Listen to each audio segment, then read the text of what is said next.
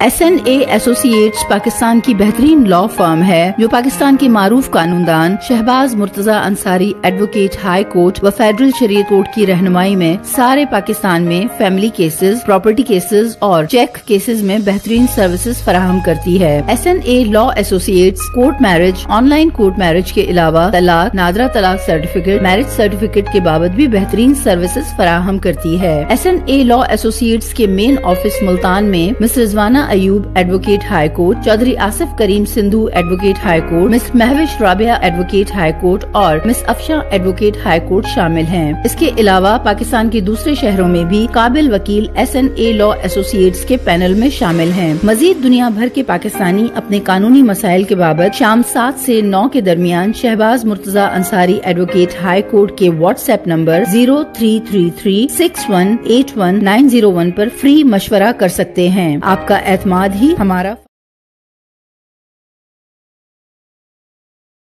अस्सलाम वालेकुम। Shahbaz Murtaza Ansari advocate high court और फेडरल शरीयत कोर्ट मुल्तान पाकिस्तान से आपसे मुखातिब हूँ। आज का जो मेरा वीडियो लेक्चर है वो इंतहाई अहम और दिलचस्प मौजू पे है और मैंने सोचा कि जो मेरे व्यूअर्स हैं उनको मैं सिर्फ कानून के हवाले से नहीं, दीगर जो अहम टॉपिक्स हैं उन पर भी लेक्चर दिया करूँ या आगाह किया करूँ। मैंने आप लोग अक्सर सुनते होंगे कि आपने कभी पढ़ा होगा कि जी फलां बंदे की डेथ हो गई, उसको जब नहलाने लगे तो वो उठ के बैठ गया या डॉक्टर ने उसको मुर्दा करार दे दिया, मगर बाद में पता चला कि उसमें सांसें चल रही हैं, या किसी भी मरने के बाद किसी भी स्टेज पर, यानी डॉक्टरों ने उसको डिक्लेयर कर दिया कि डेड मर चुका है, किसी भी स्टेज पर वो उसमें ज़िंदगी पाई गई और जिंदा हो गया। ऐसे लोग इनफैक्ट मरते नहीं हैं, मगर वो मरने की आखिरी हदूद को छू आते हैं और बहुत कुछ देख लेते हैं। सो आज इसी दिलचस्प टॉपिक पे मैं बात करूंगा और इस टॉपिक का नाम होगा लाइफ आफ्टर लाइफ। तो अगर आप लोगों ने अभी तक मेरे YouTube channel Shahbaz Murtaza Ansari advocate को सब्सक्राइब नहीं किया तो काइंडली उसको सब्सक्राइब करें, लाइक करें, दोस्तों में शेयर करें ताकि उनको मेरी वीडियोज़ मिलती रहें। मैंने कई साल पहले एक बुक पढ़ी थी, किसी अंग्रेज़ की किताब थी, लाइफ आफ्टर लाइफ उसका नाम था। उसने उस किताब में दुनिया भर से ऐसे लोगों के इंटरव्यू किए थे कि जो मरने की आखिरी हदूद को छू आए थे, यानी एक लिहाज से वो मर गए थे और उनको डॉक्टरों ने मुर्दा करार दे दिया था, लेकिन वो इनफैक्ट वो मरे नहीं थे और लेकिन वो उस आखिरी हद से जब छू कर वापस आए तो इस दौरान बहुत कुछ देख चुके थे। सो उसने उन सबके इंटरव्यू किए। परवीन शाकिर ने एक शेर लिखा था, मुझे मुकम्मल सही तरह शायद याद ना हो, लेकिन शेर कुछ ऐसा था कि क्या जानिए उफक के उधर क्या तिलिस्म है, लौटे नहीं वहां से जो एक बार जो गए। ये शेर मुझे याद है, मे भी इसमें कुछ मुकम्मल तौर पे ये मैंने दुरुस्त शेर ना पढ़ा हो, लेकिन शेर कुछ ऐसा ही था, यही था।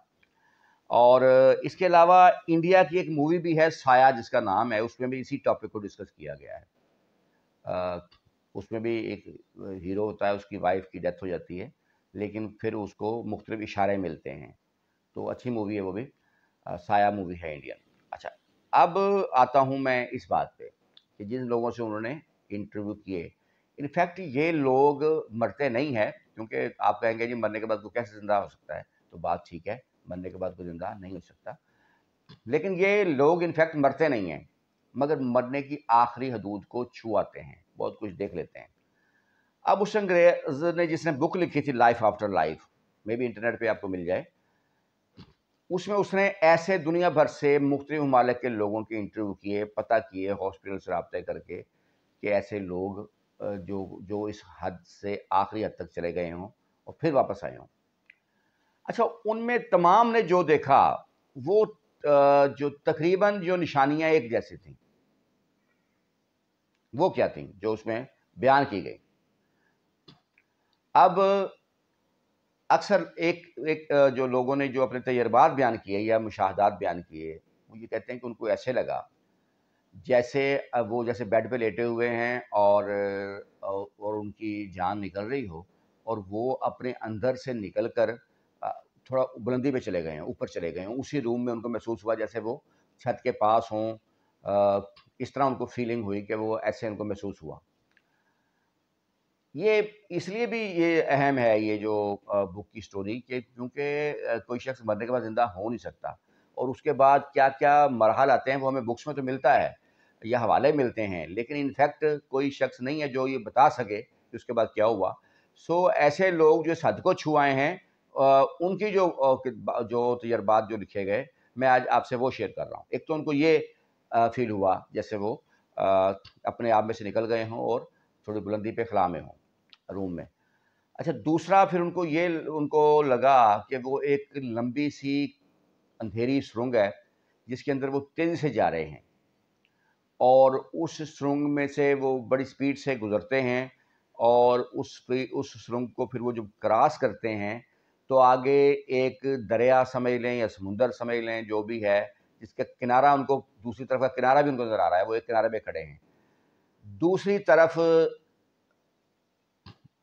اس سمندر یا دریا کے دوسرے کنارے پر ان کے وہ عزیز کھڑے ہیں، وہ رشتہ دار، دوست، جان واقف کار، قریبی لوگ وہ کھڑے ہیں جن کی ڈیتھ ہو چکی ہے، اور وہ ان کو بلا رہے ہیں اسی سمندر یا دریا کے دوسرے کنارے پر. یہ اس طرف کھڑے ہیں، وہ اس طرف کھڑے ہیں.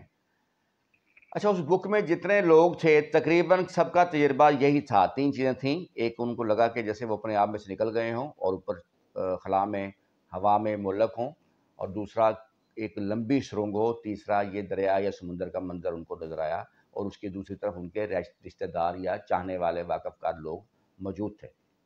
اس سے آگے نہیں دیکھ سکے، اس سے آگے نہیں جا سکے، وہ یہاں سے پلٹے ہیں. ہاں، ان مراحل سے کوئی پہلے پلٹ گیا اور کوئی بعد میں پلٹا ہے، لیکن یہاں تک میکسیمم وہ لوگ جا سکے ہیں. تو یہ تھی میری ویڈیو جس میں میں نے جو بک میں نے پڑھا تھا، میں نے سوچا تھا کہ آپ لوگوں سے شیئر کروں کیونکہ ایک دلچسپ یہ موضوع ہے، اور امید ہے میری یہ ویڈیو بھی آپ لوگوں کو پسند آئے گی میری دیگر ویڈیوز کی طرح. آپ لوگ میری ویڈیو پسند کرتے ہیں، اس کا بہت شکریہ.